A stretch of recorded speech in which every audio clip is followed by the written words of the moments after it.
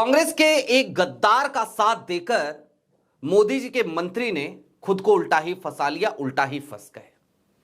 और ऐसा इसलिए क्योंकि कांग्रेस के उस गद्दार का साथ देते हुए एक तरफ जहां मोदी जी के मंत्री को झूठ का सहारा लेना पड़ा, तो दूसरी तरफ उनकी हकीकत, उनकी सच्चाई, या फिर कि यूं कहिए तो डर्टी सीक्रेट, वो राहुल गांधी के सेनापति ने खोजकर निकाली और निकाल के दुनिया के सामने रख दी।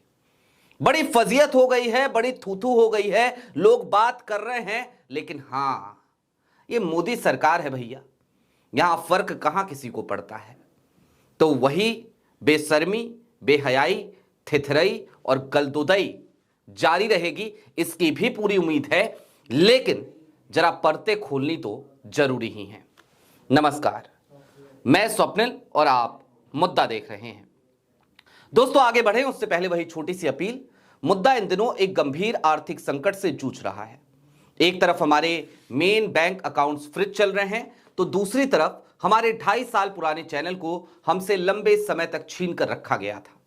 ऐसे में डे टू डे ऑपरेशंस में मुद्दा को काफी मुश्किलों का सामना करना पड़ता है। लिहाजा आपसे गुजारिश है, यदि आप चाहें तो स्क्रीन पर दिख रहे क्यूआर कोड या फिर के नीचे दिख रहे यूपीआई नंबर के जरिए मुद्दा की छोटी छोटी मदद जरूर कीजिएगा, ताकि हमारी बेबाकी यूं ही बरकरार रहे। अब आगे बढ़ते हैं और जरा सिलसिलेवार तरीके से यह समझने की कोशिश करते हैं कि वो मोदी जी के मंत्री साहब कौन हैं, उन्होंने कांग्रेस के किस गद्दार का साथ दिया था, और जिस गद्दार का साथ दिया उसके बाद कैसे उनकी खुद की साख, उनकी खुद की गुडविल, जिस पे क्वेश्चन मार्क बहुत दिनों से लगे हुए हैं, आज उसकी एक और नई परत खुल गई। दोस्तों, बीते दिनों एक बड़ा हंगामा कटा। कल मोदी जी ने भी राज्यसभा में अपने अभिभाषण के दौरान उस हंगामे पे एक तल्ख टिप्पणी करी, बेबुनियाद झूठे आरोप लगाए। क्या था वो हंगामा? राहुल गांधी को छेड़ने की कोशिश की थी किसी और ने नहीं, बल्कि बिट्टू साहब ने, रवनीत बिट्टू ने। और उसके बाद राहुल गांधी ने उन्हें गद्दार कहा था, हाथ मिलाने की कोशिश भी की थी। रवनीत बिट्टू उसके बाद यह बयान देते हुए नजर आए थे कि राहुल गांधी मेरे साथ हाथापाई करना चाहते थे। जाहिर सी बात है, भारतीय जनता पार्टी की पहली शर्त यही हो गई है कि हमारे यहां अगर प्रगति करनी है ना, प्रोग्रेस करना है ना, ऊंचाइयों को छूना है ना, तो आपको झूठ बोलने में डिग्री हासिल करनी पड़ेगी। तो झूठ बोल रहे थे रवनीत बिट्टू, लेकिन इनसे भी ज्यादा कई कदम आगे निकल गए हरदीप पुरी, पेट्रोलियम मिनिस्टर थे, हैं। अब मोदी जी के मंत्री साहब ने क्या किया? मोदी जी के मंत्री जी लंबा चौड़ा एक सोशल मीडिया पोस्ट लिखते हैं और उस पोस्ट में बताते हैं कि दरअसल रवनीत बिट्टू को गद्दार कहा जाना राहुल गांधी के जरिए ये सिर्फ रवनीत बिट्टू का नहीं, बल्कि सिख समुदाय का अपमान है। सोचिए, पूरी कम्युनिटी से जोड़ दिया था। अब यह काम किया था रवनीत बिट्टू के पक्ष में बात करते हुए हरदीप पुरी ने, लेकिन हरदीप पुरी, उनका डर्टी सीक्रेट वो सामने आ गया। और सामने रखा किसने? राहुल के एक सेनापति ने, पवन खेरा ने। एप्स्टीन फाइल के कुछ हिस्से फिर से जारी हुए और इन्हीं हिस्सों में एक चीज छिपी बैठी थी जो अब निकल करके सामने आई है। हरदीप पुरी का एक डर्टी सीक्रेट इसलिए हम इसे कह रहे हैं क्योंकि जरा सोचिए तब क्या हो जब हरदीप पुरी एक वीजा एजेंट के तौर पर नजर आए जेफरी एप्स्टीन के लिए काम करते हुए। और मैं ये क्यों कह रहा हूं? आप कहेंगे कि यार वो आईएफएस अफसर रहे, वीजा एजेंट कैसे कह सकते हैं? बिल्कुल ठीक बात है, नहीं कह सकते, लेकिन उन्होंने काम ही ऐसा किया। आपकी स्क्रीन पर 2 मेल मैं आपको दिखाना चाहता हूं। इन दोनों मेल्स को जरा गौर से देखिए। ये 2 चैट्स हैं दरअसल, और इस चैट में, पहले चैट में तो दरअसल होता क्या है कि एप्स्टीन वो सीधे तौर पर यह कहता है कि भाई हमें हमारे असिस्टेंट को एक हेल्प चाहिए, और वो हेल्प ये चाहिए कि आप जो है वो उसे वीजा दिलाने में मदद कर दे भारत का, जितनी जल्दी हो सके, क्योंकि उसको भारत में एक शादी अटेंड करनी है। किसको शादी अटेंड करनी है? जेफरी एप्स्टीन की असिस्टेंट को। अब हरदीप पुरी साहब इस पर असिस्ट करने को तैयार हो जाते हैं, मदद करने को तैयार हो जाते हैं, और सिर्फ तैयार नहीं होते हैं बल्कि वो सीधे तौर पर एक मेल करते हैं। आपकी स्क्रीन पर वो चैट का हिस्सा है, आप देखिए। Pramod, grateful if you could have this done on a priority basis, will request applicant to get in touch with you directly. और Jeffrey ambassador Bajaj who now works with me will organize this. Pramod Sanjeev in New York also copied here in case you want to request him. ये प्रमोद बजाज को, संजीव को, उन्हें बकायदा जो है जोड़ते हैं एप्स्टीन के साथ।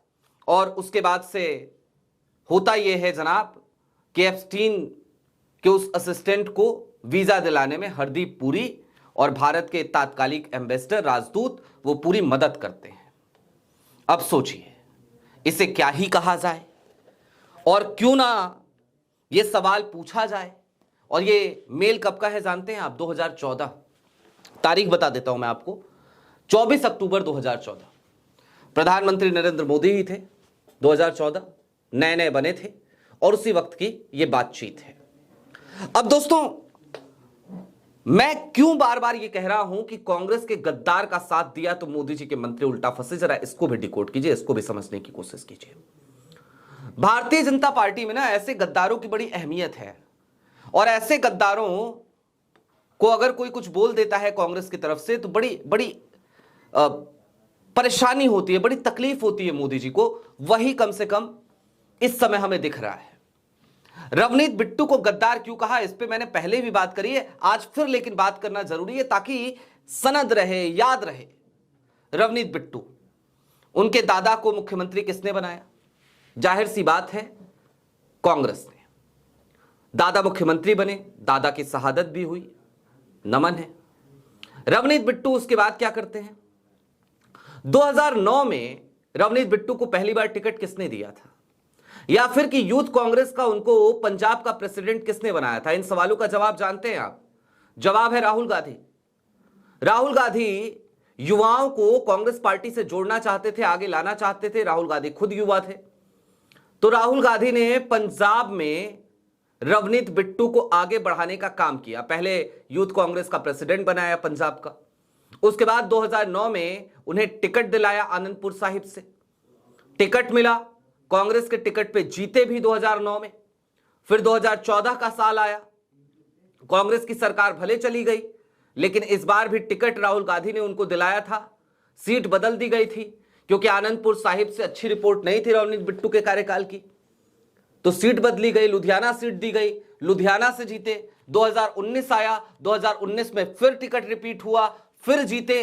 3 बार सांसद बनाया राहुल गांधी ने रवनीत बिट्टू को, और जब 3 बार सांसद बनाया तो उसके बाद रवनीत बिट्टू 2024 में सत्ता की तरफ चले जाते हैं, चुनाव से ऐन पहले।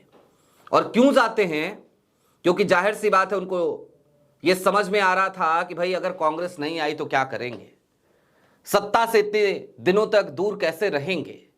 ये तमाम तकलीफें हैं, और यही तमाम तकलीफ रवनीत बिट्टू के लिए सबसे बड़ा सरदर्द बनी, और रवनीत बिट्टू भाजपा में चले गए। अब ऐसे व्यक्ति को, जैसे राहुल गांधी ने इतना आगे बढ़ाने में पुरजोर जिसके लिए कोशिश करी हो, इतना कुछ दिया हो, वो व्यक्ति अगर आज गांधी परिवार के बारे में, राहुल गांधी के बारे में बार बार झूठ बोले, खामखा के तंज कसे, उल्टी सीधी बातें करे, मर्यादाओं को तार तार करे, तो ऐसे व्यक्ति को यदि राहुल गांधी गद्दार ना कहें तो क्या कहें? किस शब्द से नवाजा जाए, आप ही बता दीजिए हरदीप पुरी साहब। अच्छा, चलते चलते एक बात और याद आती है मुझे। कल की तारीख में मोदी जी अपने अभिभाषण में रवनीत बिट्टू के मुद्दे को भी लेकर के आए, और वो भी वही बात दोहराते हुए नजर आए जो हरदीप पुरी कह रहे थे कि दरअसल राहुल गांधी ने तो पूरे सिख समुदाय का अपमान किया है। राहुल गांधी किसी कम्युनिटी का अपमान नहीं करते हैं, यह बात हालांकि जग जाहिर है, लेकिन राहुल गांधी दिखावा भी नहीं करते हैं, दिखावा भी नहीं करते हैं। और अपमान किससे कहा जाता है यह जानते हैं आप? अपमान कहा जाता है शंकराचार्य की पालकी को तोड़ना। अपमान कहा जाता है ब्राह्मणों को, बटुकों को चोटियों से पकड़ पकड़ के थाने में पीटना, घसीटना। अपमान कहा जाता है उन्हें निर्वस्त्र करके बुरी तरीके से उनके ऊपर डंडे बरसाना। और अपमान कहा जाता है उसके बावजूद हठ धर्मिता कर दिखाना, अड़ जाना। अपमान कहा जाता है शंकराचार्य का माघ मेले से वापस चले जाना बिना स्नान किए।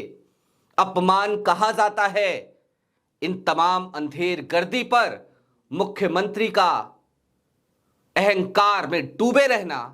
और अपमान कहा जाता है दिल्ली से किसी कॉल का ना जाना, दिल्ली का इस पूरे मसले पर खामोशी अख्तियार कर लेना। अपमान इसे कहते हैं। रवनीत बिट्टू निश्चित तौर पर उस कम्युनिटी से आते हैं, लेकिन Ravneet Bittu is equal to सिख समुदाय नहीं है, बिल्कुल नहीं है। और मैं एक मजे की बात और बताऊं, जितने सिख कार्यकर्ता आज की तारीख में भारतीय जनता पार्टी के पास है ना, उससे ज्यादा तादाद में आज की तारीख में सिख कार्यकर्ता कांग्रेस के हैं, उससे ज्यादा की तादाद में।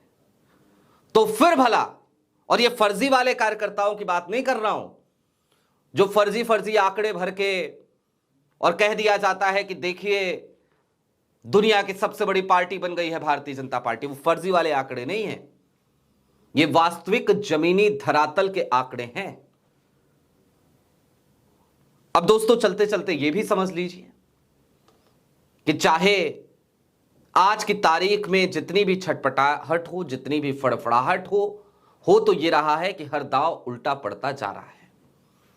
प्रधानमंत्री नरेंद्र मोदी, उनके मंत्री, उनका पूरा पीआर सिस्टम, वो हर गुजरते दिन के साथ धराशायी हो रहा है और हर दिन उनके ऊपर नए सवाल उठ रहे हैं, लेकिन